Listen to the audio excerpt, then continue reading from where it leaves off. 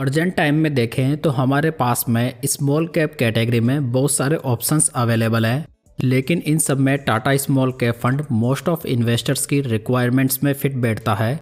तो आज इस वीडियो में हम इसी स्मॉल कैप फंड का डिटेल में रिव्यू करेंगे और ये जानेंगे कि क्या ये फंड इन्वेस्टमेंट के लिए बढ़िया चॉइस है या नहीं। साथ ही हम करंट वॉलेटाइल मार्केट में फंड की परफॉर्मेंस का भी वैल्यूएशन करेंगे, जिससे कि हमें इस फंड के बारे में और अच्छी जानकारी मिलेगी। तो दोस्तों, वीडियो शुरू करने से पहले यदि आप चैनल पर पहली बार विजिट कर रहे हैं तो प्लीज़ इसे सब्सक्राइब जरूर कर लीजिएगा। तो चलिए सबसे पहले फंड की बेसिक डिटेल से शुरुआत करते हैं। ये फंड 12 नवंबर 2018 को लॉन्च हुआ था, यानी कि फंड को लॉन्च हुए 5-6 साल का समय हो चुका है और यहाँ पर न्यू फंड एज रिस्क मौजूद नहीं है। फंड अपने बेंचमार्क इंडेक्स के रूप में निफ्टी स्मॉल कैप 250 TRI को फॉलो करता है। फंड का लेटेस्ट AUM देखें तो ये 8,274 करोड़ रुपीज़ है, यानी कि फंड का AUM भी बहुत बढ़िया है, जहां पर आपको लिक्विडिटी का कोई भी इशू नहीं होगा। यदि फंड के डाइट प्लान का एक्सपेंस रेशियो देखें तो ये 0.37% है, वहीं पर कैटेगरी एवरेज का 0.66% है, यानी कि ये फंड आपको पूरी कैटेगरी एवरेज से काफ़ी सस्ता पड़ेगा। एग्जिट लोड को देखें तो यदि आप एक साल के अंदर अपनी 12% से ज़्यादा यूनिट्स को रिडीम करवाते हैं तो आपको 1% का एग्जिट लोड देना पड़ेगा। अगर स्कीम के फंड मैनेजर्स को देखें तो इसे 2018 से मिस्टर चंद्र प्रकाश पडियार और 2023 से मिस्टर जितेंद्र खत्री मैनेज कर रहे हैं। तो यहाँ पर लंबे समय से इस स्कीम के साथ में फंड मैनेजर्स बने हुए हैं, जो कि फंड स्टेबिलिटी के लिए बहुत ही बढ़िया पॉजिटिव माना जा सकता है। चलिए दोस्तों, अब इस फंड को रिटर्न्स के बेसिस पर भी वैल्यू करते हैं। यदि इस स्कीम में 5000 की मंथली SIP 5 साल पहले स्टार्ट की गई होती तो आज टोटल इन्वेस्टमेंट 3 लाख रुपए का होता, जिसकी मैच्योरिटी वैल्यू इस फंड में 5,57,000 रुपीज़ होती। वहीं पर कैटेगरी एवरेज में 4,98,000 रुपीज़। वहीं पर दूसरी ओर यदि 5 साल पहले इस फंड में 1 लाख रुपए लमसम इन्वेस्ट किए गए होते तो आज उसकी मैच्योरिटी वैल्यू 4,24,000 रुपीज़ होती। वहीं पर कैटेगरी एवरेज में 3,55,000 रुपीज़। तो दोस्तों, यहाँ पर इस फंड ने 5 साल में पैसा आपका लगभग 4.25 गुना कर दिया है, जो कि बहुत ही बढ़िया रिटर्न्स माने जा सकते हैं। चलिए आगे बढ़ते हैं और फंड के ट्रेलिंग रिटर्न्स को देखते हैं, जिसमें कि हम फंड के रिटर्न्स को इसके बेंचमार्क और कैटेगरी एवरेज से कंपेयर करेंगे। लास्ट 5 ईयर्स में फंड के रिटर्न्स 31.41% है, बेंचमार्क के 28.72% है, जहां पर इसकी रैंक 22 फंड्स में से 5th रही है। लास्ट 3 ईयर्स में फंड के रिटर्न्स 22.13% है, जबकि बेंचमार्क के 16.53% है, जहां पर फंड की रैंक 27 फंड्स में से 3rd रही है। लास्ट 1 ईयर में फंड के रिटर्न 16.04% है, वहीं पर बेंचमार्क के ओनली 4.64% है, जहां पर फंड की रैंक 41 फंड्स में से 3rd रही है। यदि लेटेस्ट 6 मंथ्स के रिटर्न्स को भी देखें तो यहां पर फंड बेंचमार्क और कैटेगरी एवरेज से कम गिरा है। तो कुल मिलाकर यदि देखा जाए तो फंड जब से लॉन्च हुआ है बहुत ही बेहतरीन रिटर्न्स बनाकर दे रहा है, जहां पर यह फंड बेंचमार्क और कैटेगरी एवरेज से ज़्यादा रिटर्न्स भी डिलीवर कर रहा है। साथ ही फंड की रैंकिंग भी बहुत ही अच्छी रही है। साथ ही यहाँ पर लास्ट 1 ईयर के वॉलेटाइल मार्केट में फंड बेंचमार्क और कैटेगरी एवरेज के मुकाबले थोड़ा कम गिरा है। दोस्तों, यहाँ पर मैंने टाटा स्मॉल कैप फंड को इसके पीयर्स के साथ में कंपेयर किया है, जहाँ पर लास्ट 1 ईयर में इसकी परफॉर्मेंस बंधन स्मॉल कैप फंड के बाद में 2nd रही है।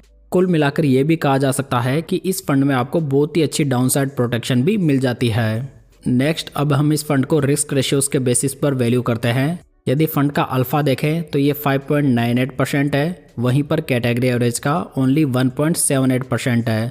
अल्फा रेशो हमें ये बताता है दोस्तों कि फंड अपने बेंचमार्क इंडेक्स से कितने ज़्यादा रिटर्न्स बनाकर दे रहा है। ये जितना ज़्यादा होगा उतना बढ़िया माना जाएगा। तो यहाँ पर फंड का अल्फा काफ़ी बढ़िया है, जहाँ पर इसकी रैंक 27 फंड्स में से 4th है। यदि बीटा की बात करें तो ये फंड का 0.75 है, वहीं पर कैटेगरी एवरेज का 0.85 है। बीटा रेशो जो होता है वो फंड की वॉलेटिलिटी को मेजर करता है। तो यहाँ पर फंड कैटेगरी एवरेज से कम वॉलेटाइल है, जहाँ पर इसकी रैंक 4th है। यदि साप रेशो की बात करें तो यह फंड का 0.91 है, वहीं पर कैटेगरी एवरेज का 0.65 है।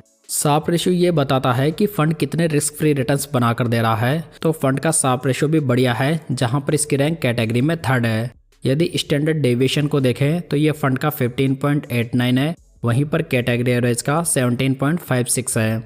HD रेशो हमें यह बताता है कि फंड के जो रिटर्न्स हैं वो उसके हिस्टोरिकल एवरेज रिटर्न से कितने ज़्यादा डेविएट हो सकते हैं। तो यहाँ पर फंड का HD रेशो भी बढ़िया माना जा सकता है, जहाँ पर इसकी कैटेगरी में 4th रैंक है। तो इस तरह से फंड के रिस्क रेशियोज भी बहुत ही बढ़िया कंसिडर किए जा सकते हैं, जहां पर ये फंड अच्छा अल्फा तो जनरेट कर ही रहा है, साथ ही ये एक लो वोलेटाइल फंड भी है। चलिए दोस्तों आगे बढ़ते हैं और फंड का पोर्टफोलियो देखते हैं।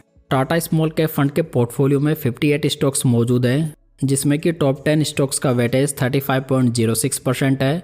अगर पीबी रेशियो की बात करें तो ये फंड का 2.84 है, वहीं पर इसका पीई रेशियो 27.89 है। बात करें स्मॉल कैप इंडेक्स के लास्ट 10 ईयर्स के मीडियन पीई की, तो ये अभी करंट में 32 के अप्रोक्स है। तो यहाँ पर फंड का वैल्यूएशन इसके इंडेक्स के हिसाब से रीजनेबल माना जा सकता है। अगर फंड का टर्नओवर रेशियो देखें तो ये 12.22% है। टर्नओवर रेशियो हमें यह बताता है कि जो फंड मैनेजर है वो पोर्टफोलियो स्टॉक्स में एक साल में कितनी बार चेंजेस करता है। तो यहाँ पर ये फंड का काफ़ी कम है, यानी कि ये फंड बाय एंड होल्ड की स्ट्रेटेजी को फॉलो करता है, जो कि फंड स्टेबिलिटी के लिए बहुत ही बढ़िया माना जा सकता है। इसी लो टर्नओवर रेशियो की वजह से यहाँ पर आपको थोड़ी वॉलेटिलिटी भी कम देखने को मिलती है। यदि प्रेजेंट कैश होल्डिंग की बात करें तो ये 6.96% है, यानी कि इतना पैसा फंड मैनेजर ने कैश में होल्ड किया हुआ है, जहां पर यदि इन्हें मार्केट में प्रॉपर अपॉर्चुनिटीज नजर आती है तो वहां पर उसे ये ग्रैब कर सकते हैं। यदि फंड का एसेट एलोकेशन देखें तो इन्होंने लार्ज कैप में कोई भी एक्सपोजर नहीं लिया हुआ है, मिड कैप में 9.41% है, वहीं पर स्मॉल कैप कंपनीज में 90.59% है। हालांकि टाटा स्मॉल कैप फंड ने कैटेगरी एवरेज से ज़्यादा एलोकेशन स्मॉल कैप कंपनीज में लिया हुआ है दोस्तों। बावजूद ये फंड एक लो बीटा फंड है और अच्छा अल्फा भी जनरेट कर रहा है। यदि फंड का सेक्टर वाइज एलोकेशन देखें तो इन्होंने financial, chemical, services, health care और कैपिटल गुड्स में हाईएस्ट एक्सपोजर बनाया हुआ है, जहां पर इन्होंने किसी भी एक स्पेसिफिक सेक्टर में मोर देन 20% का एक्सपोजर नहीं लिया हुआ है, जो कि डाइवर्सिफिकेशन और रिस्क मैनेजमेंट के हिसाब से ठीक माना जा सकता है। दोस्तों आप यहां पर फंड के टॉप 20 स्टॉक्स का वेटेज देख सकते हैं, जहां पर इन्होंने किसी भी एक स्टॉक में मोर देन 5% का एक्सपोजर नहीं लिया हुआ है। यदि फंड की रेटिंग की बात करें तो वैल्यू रिसर्च ने इसे 5 स्टार से, वहीं पर क्रिसिल ने 3 स्टार से रेट किया हुआ है।